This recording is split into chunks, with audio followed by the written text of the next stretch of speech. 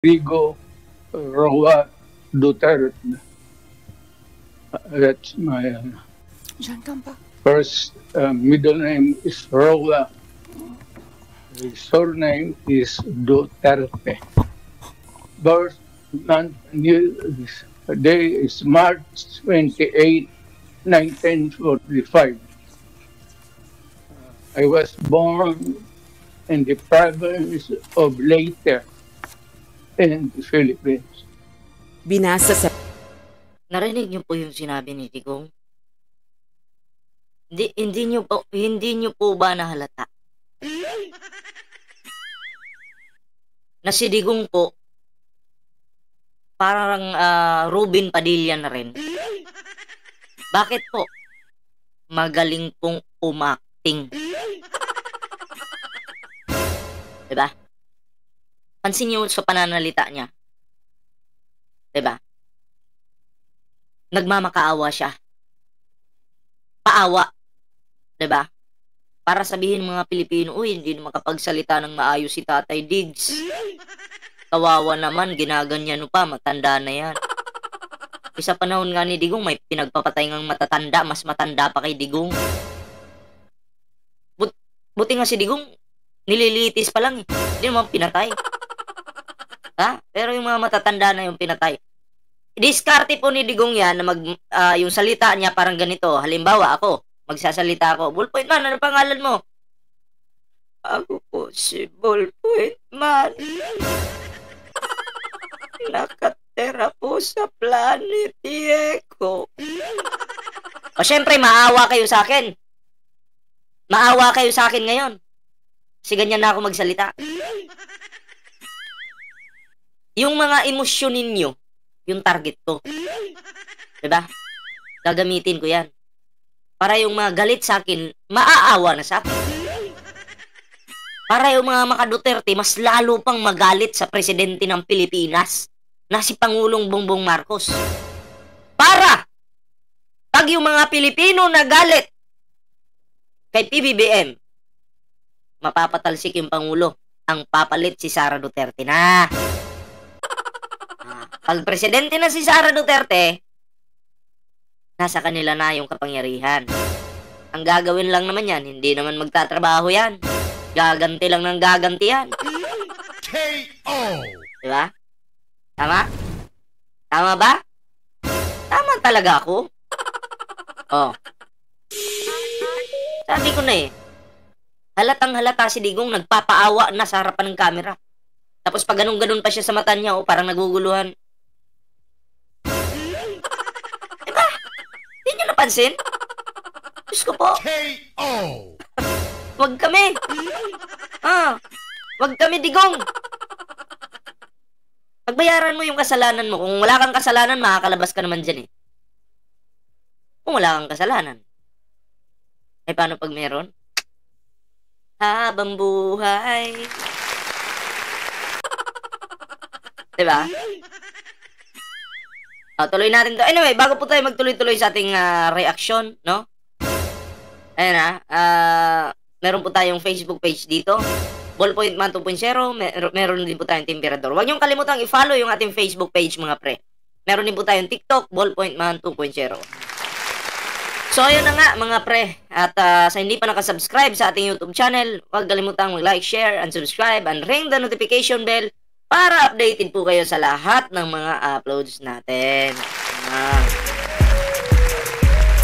So, ayun na nga, mga pre, no? Ito na, bigyan po natin ito ng reaction. At ito pa, mga tangang DDS. Makinig kayo.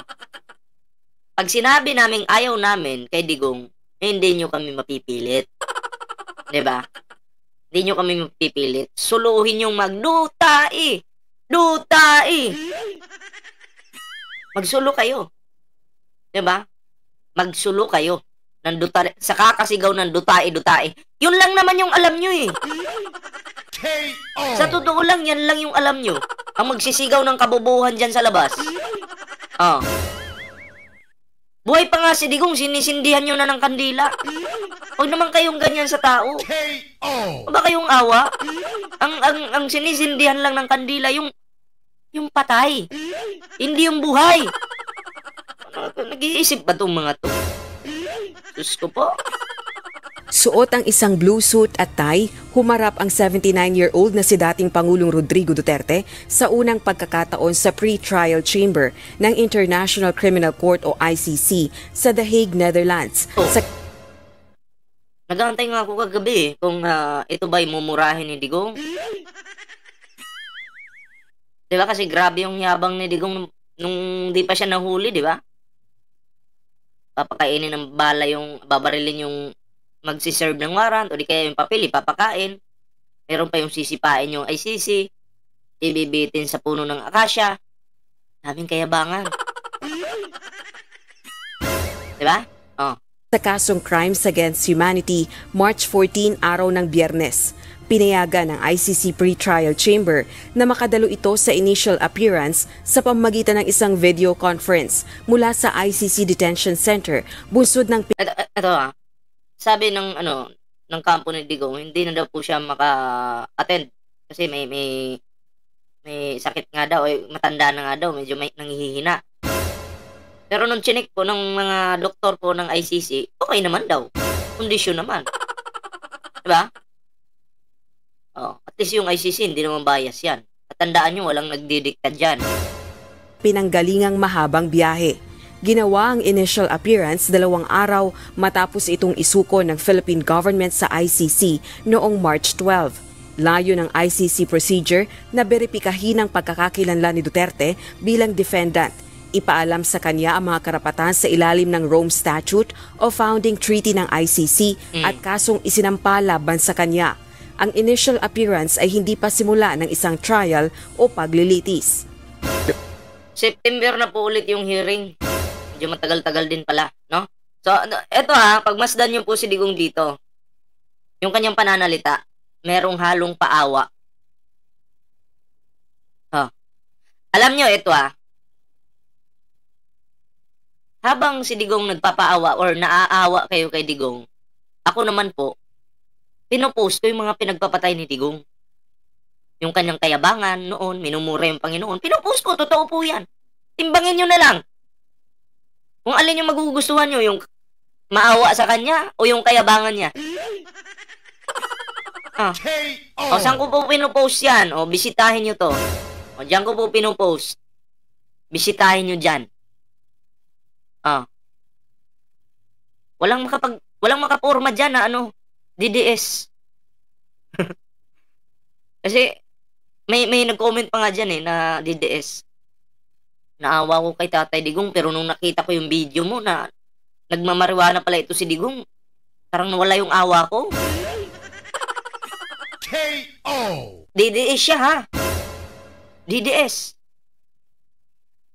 Kasi, ang style nila ngayon, ipopost nila yung may mga sad music ni Digong. Ipopost nila yan. Eh ako, hindi naman ako mahilig sa sad music na yan. Sus, kalukuhan lang yan. KO! Yung mga pagpatay ni Digong yung pinupost natin. Diba? Yung kanyang kayabangan, yung kanyang paggamit ng utot ng demonyo, KO! yung pagmura niya sa Panginoon, at marami pang iba. Diba? So ngayon, mga pre, pagmasdan nyo po yung kayabangan ni Digong dito. Diyan. Kayabangan tuloy. Yung kanyang pagpapaawa para yung mga Pilipino magalit sa Pangulo. Kaya kailangan niyang umarte. Mas magaling pa po siya ngayong umarte kay Ruben Padilla. Panoorin nyo. Yung Rodrigo Roa Duterte. That's my... Parang hinihingal siya, no? That's my Galing! Galing! Palakpakan!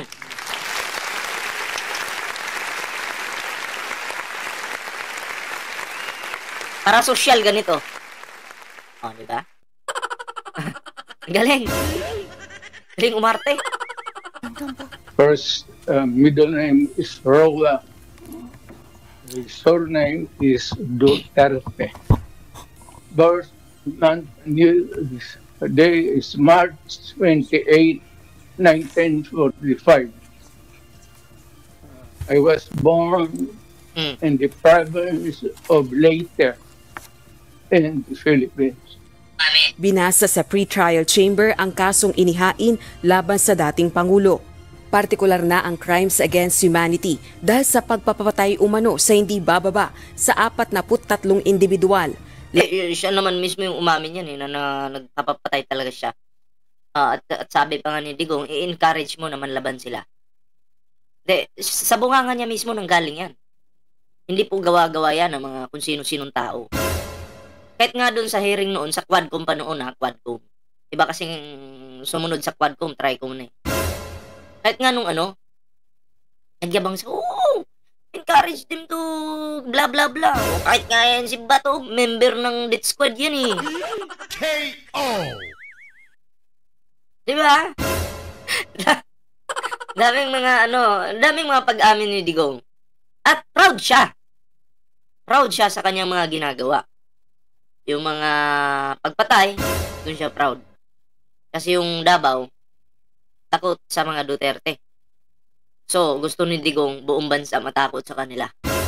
Para maging makontrol nila yung buong bansa.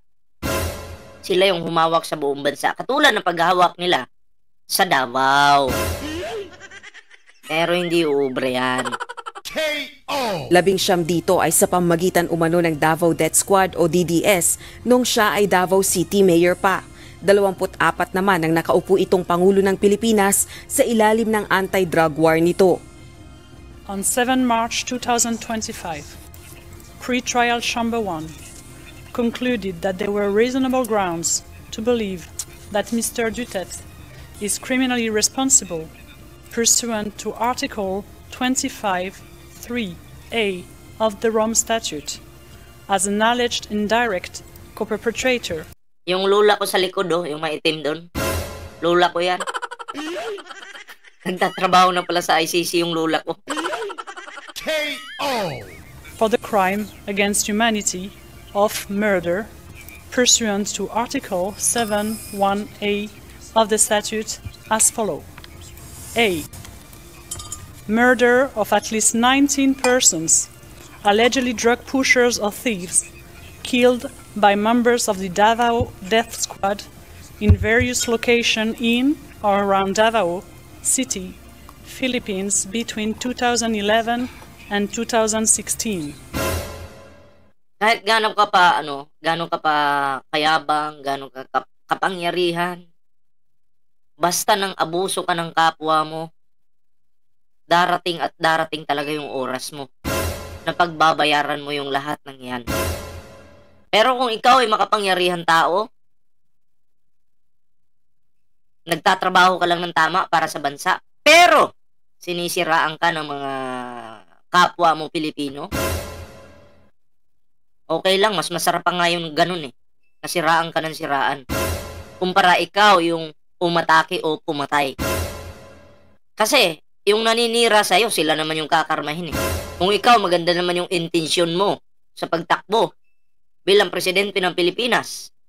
Tapos sinisiraan ka lang, sinasabing adik ka, nagpupulburon ka, bangag ka, okay lang yan.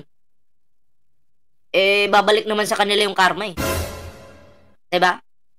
Kaya mo si PBBM, sinabihan ni Digong, meron tayong bangag na presidente, hanggang nagtuloy-tuloy na yun. Adik ka, BBM! Ganito, ganyan, ganyan. Dami nilang sinabi. Oh, sinong kinarma ngayon? Nauna si Kibuloy. Pangalawa si Digong. At mga alipuris nila may mga nasampahan na ng kaso. Dahil sa pagpapakalat ng fake news. Susunod na si Bato. KO. At si Sara Duterte, win of tukhang di umano. Naku po. KO. Diba?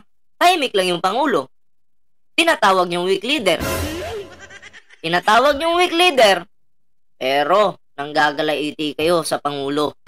Diba? Gusto niyong patayin yung Pangulo. Sa mga post pa nga lang ninyo, pinapatay na ninyo eh.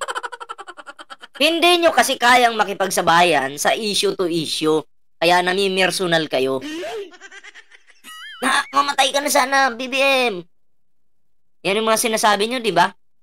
Oh, sa tao na yon, sa grupo na yon may nagrally, na heat stroke, sila yung namatay. Sila yung namatayan. Dahil na heat stroke.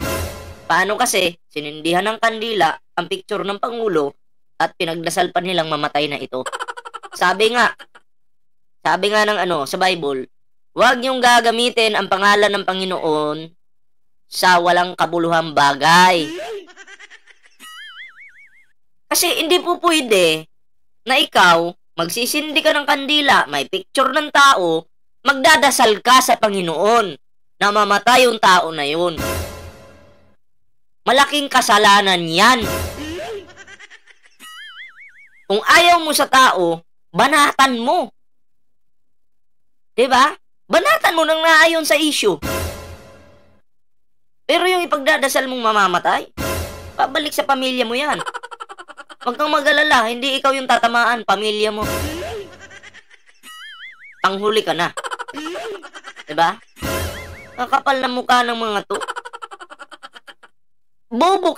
Pag mga DDS po kasi, mga bobo yan. Hindi kayang makipagsabayan sa issue to issue. Diba?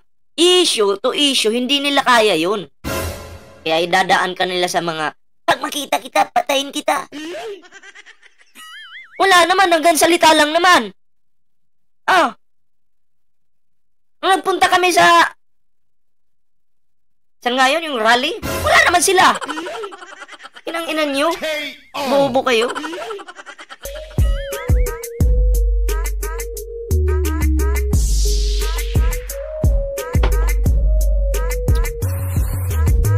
Tuloy natin to. B.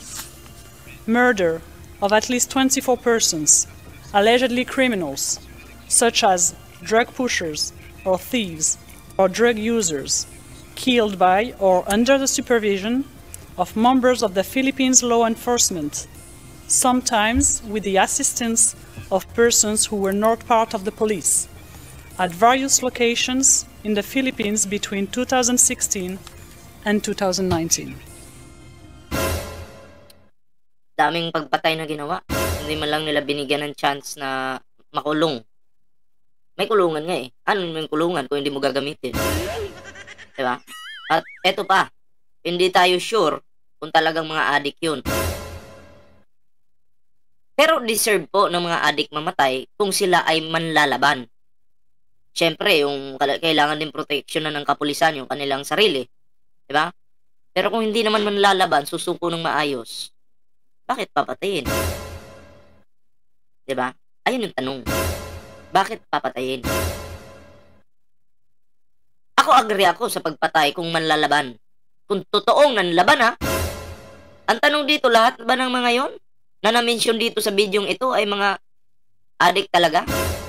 O pusher? Tandaan nyo yung mga Duterte, siya din yung umamin, si Digong din. Mahilig siyang magtanim. Oh. Diba? Siya may sabi niyan. Samantala, Akala niya malakas na siya. Kahit anong sabihin niya, hindi siya maapektuhan. Akala mo lang yon. binigyan naman ng pagkakataon si Attorney Salvador Medaldea, counsel ni Duterte para sa initial appearance hearing na mabanggit ang manifestasyon ng kampo nito, kabilang na ang paraan ng pag-aresto ni Duterte sa Pilipinas. 2 days ago, the whole world has witnessed Pakinggan niyo yung sinungaling na to the degrading fashion in which a former president of a sovereign country was bundled into a private aircraft and summarily transported to The Hague. To us lawyers, this would be called an extrajudicial rendition. To the less legally inclined, it was a pure and simple kidnapping. Tingnan mo. Alam mo, kung sa Pilipinas kaya mong gawin yan, Medaldea, no? Kung sa Pilipinas kaya mong gawin yan, yung mga ganyang depensa sa kay Digong, pwede makalusot. Pero yan, International Criminal Court yan. Diba? Pang-bobo yung depensa mo na yan kay Digong. Diba? Kahit ako, sabihin mo sa akin yan. Kidnapping, tapos nakarating naman ng maayos. Kidnapping, pinakain ng maayos. 'Di ba? Nakarating naman sa destinasyon. Oh. Isipin mo nga yun. Kung sasabihin mo, kidnapping. Simple kidnapping. KO. Ito, ang pagkaintindi ko sa kidnapping, ganito. Kikidnapping kita, dadalhin kita sa yung lugar na walang nakakaalam, kundi kami lang. Doon kita papahirapan. 'Di ba? Yun. Pero yan, pabobo talaga. Di na lang nag-isip. Sabi ko nga kay Digong, kumuha ka sana ng matinong abogado. O yung bobo. KO. Yan pa yung kinuha mong lawyer. Ay naku po, lalo kang mabulok dyan. Kung mahinang magdepensa yan sa'yo, wala talaga. KO. Wala kang pag-asang makalaya dyan.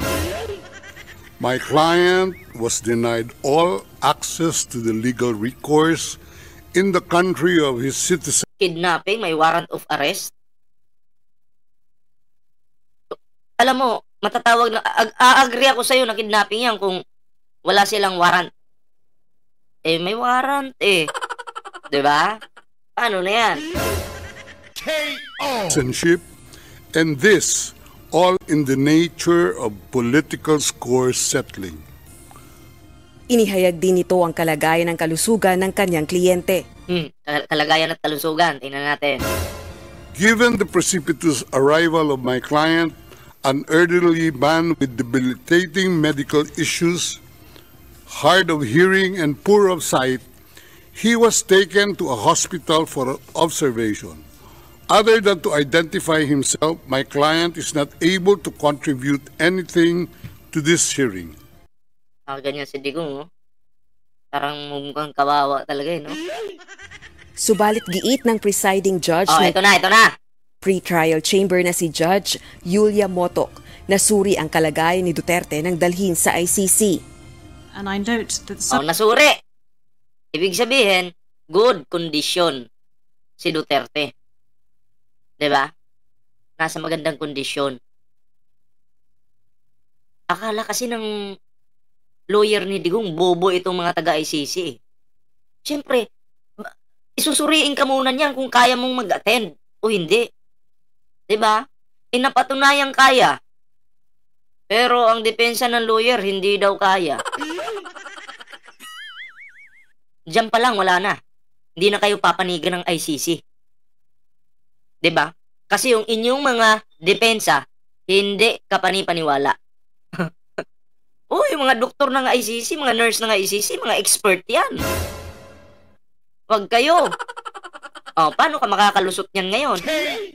subsequent to his arrest and when he arrived at the detention center, the Sunog po yung lawyer ni Digong dito. Di nakaporma. Sinungaling eh. The court's doctor was of the opinion that you were fully mentally aware and fit, and that you have undergone further checks and tests at the detention facility. Kaugnay naman ng ibang punto ng kampo ni Duterte, kabilang na ang aligasyon ng paglabag sa karapatan nito ng arestuhin ang pahayag ng presiding judge.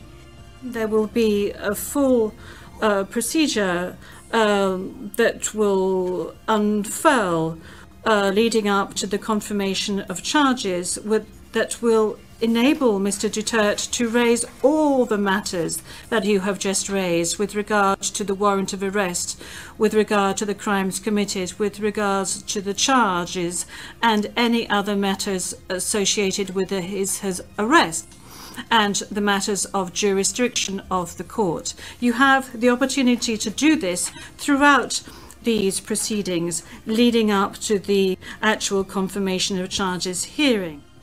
Sa September 23, 2025, inisyal na itinakda ang confirmation of charges hearing ni Duterte kung saan tutukuyin kung sapat ba ang ebidensya ng prosecution upang maisagawa ang isang paglilitis o trial sa kaso. September 23. So matagal-tagal pang magpapahinga, magre-relax si Digong. Wag yung pahinga, pangit naman. Matagal pang magre-relax si Digong dun sa kanyang kulungan. Maliit lang yung kulungan niya pero maganda naman. kumpleto, pwede kang magluto doon. At 3 beses may darating na pagkain sa'yo, pero pwede ka rin magluto. May CR din. Pero sa tingin ko talaga, napakaganda talaga ng kulungan. Pinakita yun eh. 'Di ba? Kumpara dito sa kulungan sa atin sa Pinas. Siyempre, ICC yan. 'Di ba? Maganda. So, okay na rin yun. 'Di ba? At least sana nakita ni Bato yun, yung kanilang pupuntahan. Kung saan sila maglalagi. Maninirahan. Sana makita po ni Bato yun. Napakaganda po talaga. Kaya, may TV din, may TV. Kaya nga lang, meron ding computer doon. Oo, meron din. Pwede kang gumamit ng computer. Kaya nga lang, walang internet. Bakit may computer? Para mapag-aralan mo yung kaso mo. Okay? Para mapag-aralan mo. Kaya meron silang available na computer doon. Okay? Meron ding palaruan. Pwede kang mag-exercise doon, maglaro, or mag-basketball kung marunong ka. Diba? Kumpleto po, di ba? At si Digong, di naman kaya mag-basketball na siguro, jogging-jogging na lang. Para kahit pa paano, ma-exercise yung katawan no? Para matagal-tagal pa kasi yung September. Oo, kailangan niya munang magpalakas para yung mga taba-taba sa katawan matanggal. Exercise muna. Jogging-jogging kaunti. Okay na yun. Pero kung gusto mo magluto, pwede kang magluto doon. Paano yun, Ballpoint Man? Pwede bang mag-ihaw-ihaw doon? O sa Bisaya pa, sugba-sugba? Ayun, hindi ko po alam yun. Oo. Kasi si Bato mahilig sa ganun eh. Yung ihaw-ihaw, sugba-sugba. Mahilig si Bato doon. So, hindi ko lang alam kung pwede yun. Pero, paano ba yung Ballpoint Man? May rice ba doon? Anong klase mga ulam doon? Hindi ko na po alam yan. Hindi naman po ako taga-ICC. Tuloy natin. Ito maaaring hamunin ng kampo ni Duterte ang mga paratang ng prosecution laban sa kanya. Sakali namang magkaroon ng trial, posibleng abutin ng pagdinig ng ilan pang taon. Grabe! Ilan pang taon? Ako po! Sakit sa ulo yan. 79 years old na si Digong. Yan kasi, mga DDS, ang yayabang nyo kasi. Ang sabi nyo, ang tagal naman ng ICC! KO! Ang tagal naman ng ICC na yan! Ano ba? Inip na kami! O diba sabi nyo yan? Subukan lang ng ICC, kami yung mauuna. Haharangan namin si Tatay Digong. Yun ang sabi nyo. Nung nandyan na yung ICC, saan kayo? Diba nagtago kayo? Saan? Sa suso ng nanay nyo? Nangyayabang nyo? Hindi naman kayo nakaporma. Ilang taon pa si Digong maninirahan dyan? Nako po. Habang nililitis, diba? UNTV News and Rest. Ano na yan, mga DDS? Anong hakbang na gagawin nyo? Ang manira ng manira, ganon. Ipupush nyo na yung paninira nyo. Good luck. Yung NBI naman, nakatutok naman dyan sa mga fake news na yan. Si Nicolas Torre, ganon din. Subukan yung pag tsamba-tsamba lang naman yan Pag natsambahan kayo, KO! good luck. Diba? Good luck pag natsambahan kayo. At siguradong matutulad kayo kay Bayad Bay. At yung iba pang mga vlogger-vloggera na nagkaroon na ng mga love letter ngayon. Balita ko nga, si Bayad Bay may panibagong kaso. Diba? May panibago po siyang kaso ngayon. May panibagong sakit sa ulo. Kayang-kaya mo yan, Bayad Bay. Ikaw pa ba? Fake news Anyway, mga pre, yun lang po muna yung ating video ngayon. Pero syempre, bago po tayo magtapos sa ating video ngayon, meron po tayong Facebook page dito, Ballpoint Man 2.0. Ayan syempre, meron po tayong Timberador. Ayan pero active po tayo dito, Ballpoint Man 2.0. Tingnan nyo po dyan, may post po tayo dyan. Okay, kung hindi nyo search nyo lang yan, lalabas na yan. Okay, Ballpoint Man 2.0. At yung link, ilalagay ko, ipipin ko yan mamaya sa comment section. Okay? At syempre, sa hindi pa po may TikTok din po tayo ha, Ballpoint Man 2.0. Sa hindi pa po nakasubscribe sa ating YouTube channel, huwag kalimutang mag-like, share, and subscribe para naman maging updated ka sa lahat ng mga uploads natin. Okay? So, yun lang po muna yung ating video. Kita-kits po tayo sa susunod na video.